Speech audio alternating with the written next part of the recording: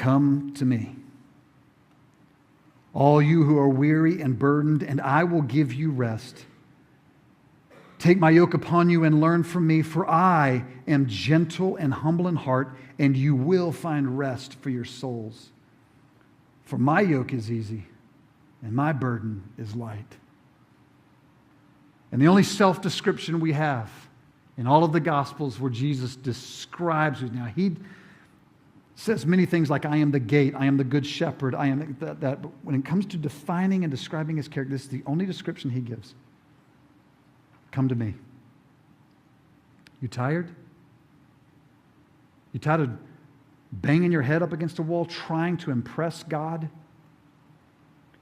Are you tired of trying to be the ultimate husband, the ultimate father, the ultimate dude, the ultimate worker, the ultimate friend? Come to me, all who are weary, and I will give you rest.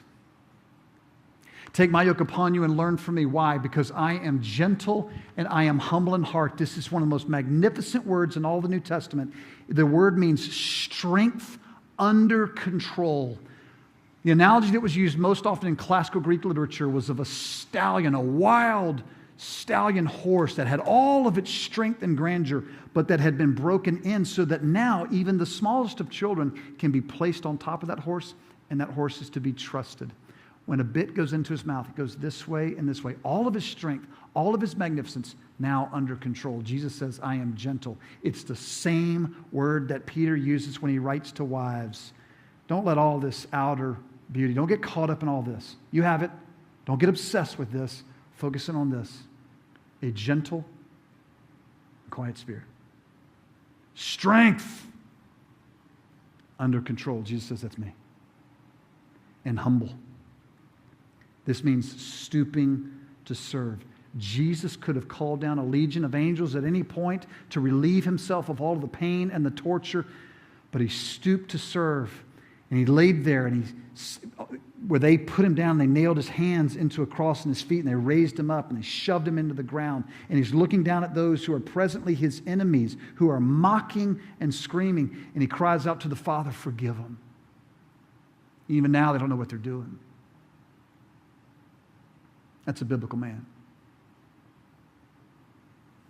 Jesus wasn't really after the temporal reward.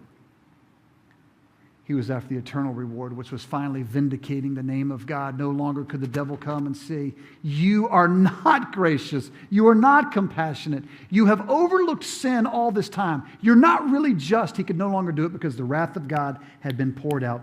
Jesus absorbed it. Can I ask you, dudes, how are you doing? And if you think you're walking out of this room saying, I got it. I got the four things. I'm going to reject passivity. I'm going to accept responsibility. I'm going to lead courageously, and I'm going to expect the greater reward.